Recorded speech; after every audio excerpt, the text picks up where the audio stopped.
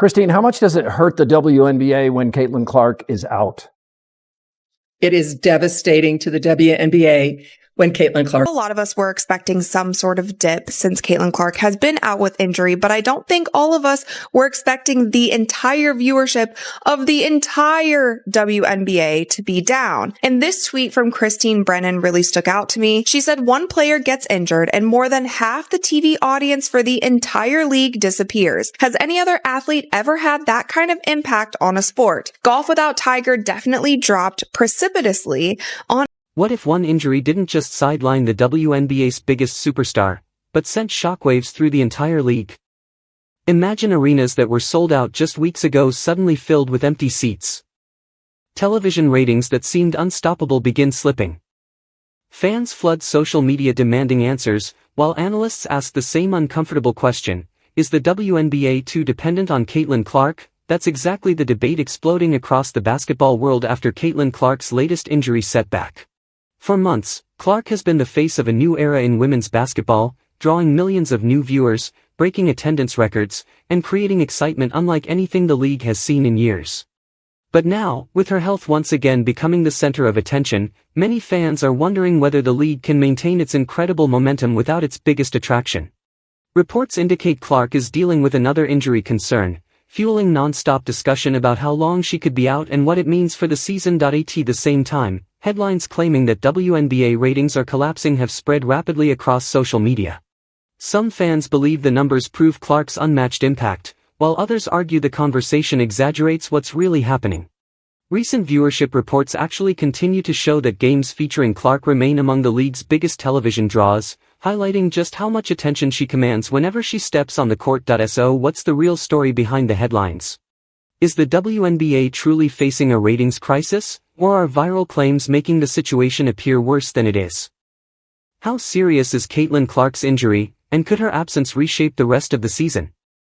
Most importantly, what are league officials, fans, and players saying behind the scenes as this controversy continues to grow? In today's video, we'll separate fact from rumor, break down the latest developments surrounding Caitlin Clark's injury, examine what the ratings data actually shows, and reveal why this story has become one of the biggest talking points in sports.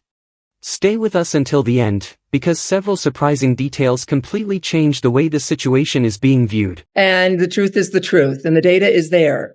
And what we saw when Caitlin was out the last time, the 5 games that she missed earlier in the season, the WNBA's viewership dropped more than 50%. Not just the fever, but the entire. The number of people watching WNBA games on national TV has dropped by an amazing 55%. The average number of people watching WNBA games on national TV dropped from 1.81 million when Caitlin Clark played to 847,000 when she wasn't. People who watched the Indiana Fever games alone dropped by 53%. That being said, this is where the story takes a turn that makes no sense at all. When we say, beyond reason, we mean that the league is in an unstoppable, terrible freefall that can only be created by a league that doesn't see its flaws. Jump to her groin likely because of compensation. But the thing that you have to be careful of is if, say, you try to rush her back from this injury as well, then you're getting into this territory where a very serious injury can happen. That is what the Indiana Fever, that is what Caitlin need to avoid the best that they possibly can. So if it means that Caitlin is out for 3 weeks, if it means that she is out all the way through All-Star, then Caitlin Clark carried the league on her shoulders by doing what she does best, which is packing stadiums to the brim, breaking TV ratings records, and making a lot of money. The WNBA was busy failing to protect its most valuable asset, but Caitlin Clark was out there by herself, doing what she does best, packing stadiums to the brim, breaking TV ratings records, and making the league record-breaking amounts of money. This organization thinks it's fine to teach everyone about basketball strategy while letting opponents keep going after the one player who brings in a shocking 26.5% of all WNBA revenue with no consequences. And what's really interesting, and by interesting, I mean absolutely frustrating, is that this exact thing has happened before. Unfortunately, the league doesn't seem to be able to move past its bad past. The WNBA's income and viewership drop the same way every time its best player gets hurt. It's like seeing someone put their hand on a very hot fire, pull it back in pain, and then reach for it again while saying they didn't know it was dangerous. went down, the WNBA ratings have dropped over 55% across the board. Hey, guess what, guys? The league is Caitlin Clark. The league is Caitlin Clark. She is the WNBA, guys. Sidelined with a left quad strain May 24th. National TV viewership has plunged since then 55%. Before the injury, Fever, her team, were averaging 1.81 million viewers, almost 2 million. Since her injury, fewer than 850. It was very bad for the economy and happened very quickly. Ticket prices for Fever games have dropped by an amazing 71%. Ticket prices have gone down from $860 to $250 for some. The average price of a ticket to all of Caitlin Clark's missed games has dropped from $1,370 to $80. This shows that her absence has had a big effect on league interest and attendance. Road games that had to be moved to bigger venues because Clark tickets were so popular are now having trouble filling the same arenas that would have been packed to the brim if she had been on the court. The price of tickets for the highly anticipated rematch between the Los Angeles Sparks and the Fever has gone down a lot. The price of a ticket dropped from $210 to $95.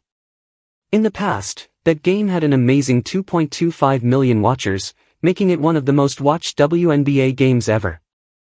If you take Caitlin Clark out of the picture, though, it's just another forgettable night that casual fans can't bring themselves to care about. Is alarming for the league. And it's alarming for the league because this is such a crucial year for the WNBA. At the end of this season, the WNBA will go into CBA negotiations. If negotiations go well, then every single player in the WNBA has a much better chance of making so much more in their next contract. And that's one thing when you start thinking about how many people stopped watching when Caitlin Clark got injured. A lot of people stopped watching because they are boycotting the WNBA. They don't want to give viewership to any other teams or any other players, whether they like other players on the team or not, because of how the media and the league itself has handled Caitlin Clark and how they have treated. Christine Brennan, a well-known and vocal critic of how the WNBA treated its biggest star, is about to publish a book about Caitlin Clark and the change in women's sports. The book will show the league's flaws that it has been trying to hide. Brennan didn't hold back when Clark was singled out by opponents again. She said that the WNBA is still not living up to the standards of the time and that the league's performance is exactly what people are seeing when more people are watching than ever before. There isn't much that can be said against Brennan's sharp, direct judgment. Leaked numbers show that more than half of all people who watch the WNBA on TV are Caitlin Clark. According to leaked data, she alone brings in more than half of all the WNBA TV viewers. Written only by Caitlin Clark. But even though they know these numbers, the leak still lets her take hard calls and cheap, targeted hits that are clearly meant to scare and wear down their best player. It's like seeing a diner owner do nothing while people make fun of the one chef whose food is the only reason anyone comes in the first place. Concerning about this is the fact that we are only a month into the regular season, and Caitlin Clark has already been out with 2 injuries. With the first one being her having to miss some time with a left quad strain. Now, of course, this is concerning because if you're already on your second injury, you don't want to be that player that is always hurt. Cough, cough, Embiid, cough, cough, Anthony Davis. So I really do hope that the Fever really sits her out right now for a while, only because you don't want her to have more long-term injuries and be more. From this point on, everything has turned into a pattern that is both painfully predictable and deeply frustrating. People who play against Clark often go after him. These people seem to care more about making a physical message than actually playing basketball. The Phoenix Mercury were responsible for an amazing 80% of the league's 30 worst fouls against Clark, and 5 of those happened in 2026. But when she does something about the physical punishment, she is told she is being too confrontational. Man, bruh. Congratulations to the WNBA.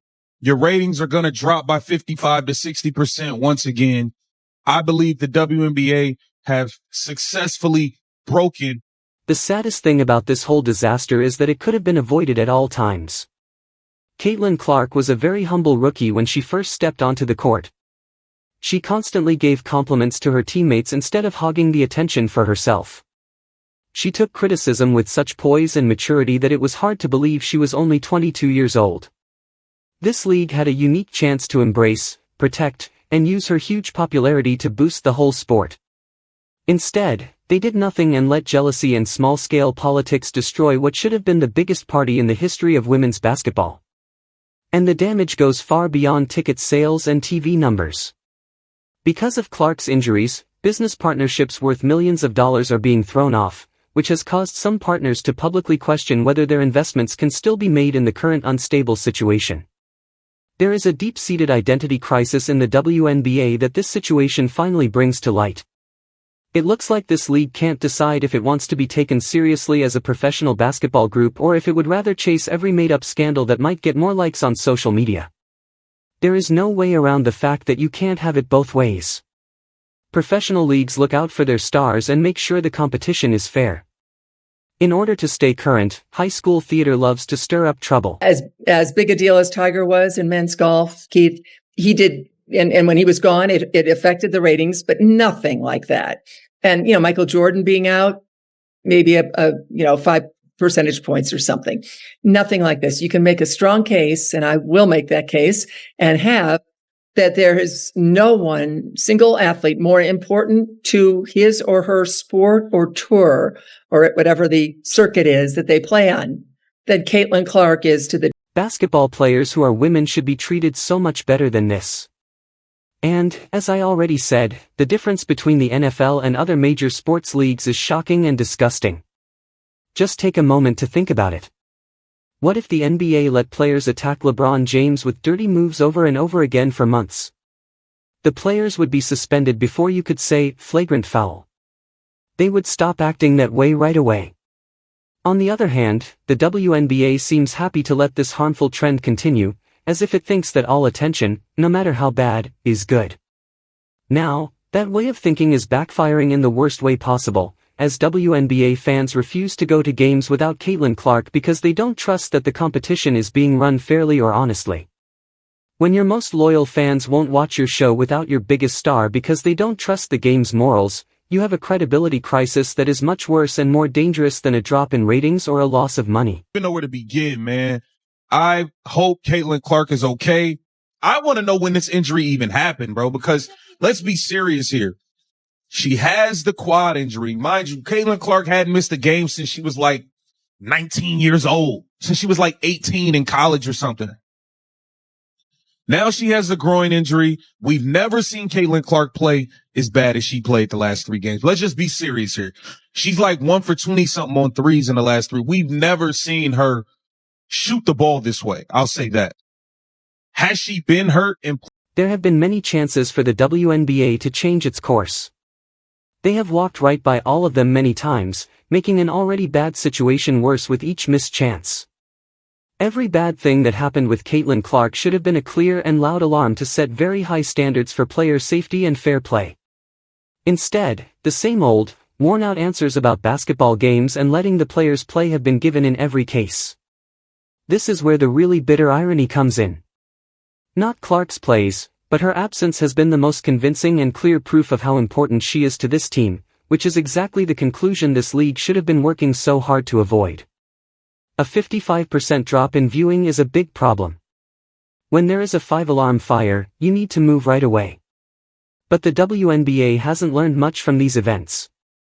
Officials in the league keep using words like competitive balance and physical play, as if brutal calls and dirty, targeted hits were normal parts of the game. At the same time, they talk about Clark's everyday basketball actions as if they were the worst things that have ever happened. They keep ignoring the really bad things that are being done to hurt her. Against her. I admire about Caitlin, she's a warrior. She's tough. You hear me? Bruh, you just don't see players, you don't see female basketball players like her. I'm sorry. I haven't seen a lot of female basketball players. Like I said, the WNBA needs to hurry up and decide what kind of league they want to be because they are at a crossroads. Now, here's the deal. The answer to this issue is pretty easy. They need to act like a professional basketball team if they want people to treat them like one. This means setting clear, effective rules for player safety and always following them. It means not letting made-up drama and tensions get in the way of the real basketball being played on that court. Most importantly, it means that they know their best performers, especially those who are really filling arenas and driving TV ratings to all-time highs, need to be protected from the kind of targeted bashing and harassment that exists only to make people angry on social media. Every time Clark leaves the game, attendance, income, and viewership go down. This is a sobering and very unsettling reminder of how the league was before she came along, as well as a scary sign of what it could become again if nothing changes. With Clark out, the average number of people watching the WNBA dropped to 555,000 this season. In comparison to last year's average of 670,000, this is a big drop. These aren't just numbers. They mean a full return to the time before Clark, when stadiums were half empty and only the most passionate and dedicated fans went to games that were hard to remember. I believe the physicality and all this hacking and fouling that goes on, she getting blindsided by Marina Mabrey. I think all of this stuff is having a wear and tear and an impact. And all you guys are doing are hurting yourselves, because the numbers are going to drop and drop and drop. And trust me, when it's time for that collective bargaining agreement, they are going to point to this and say, well, how can we give you guys all this money? What happens if she... It seems like everyone involved in this situation knows that things could have gone differently. The WNBA could have used Caitlin Clark's huge popularity to set the stage for long-term, sustainable success if they had done what they needed to do to protect and market their star player. Instead, they have worked hard to build a weak structure that falls apart as soon as their best player leaves the court. This league needs to learn how to properly protect and promote the players who really get people excited and interested. Until then, it will keep going through these boring boom and bust cycles where the presence or lack of a single star determines whether anyone watches at all. The most important question is whether the WNBA will finally wake up and protect the most valuable asset they have ever had, or whether they will keep going down this destructive path until they have missed every chance that Clark's huge fame and popularity gave them. Also, based on what we've seen, there's not much reason to think the league will become smarter overnight. Feel free to write your thoughts in the space below. We really care about what you think. To make sure you never miss an upload, make sure you subscribe and turn on all the alerts.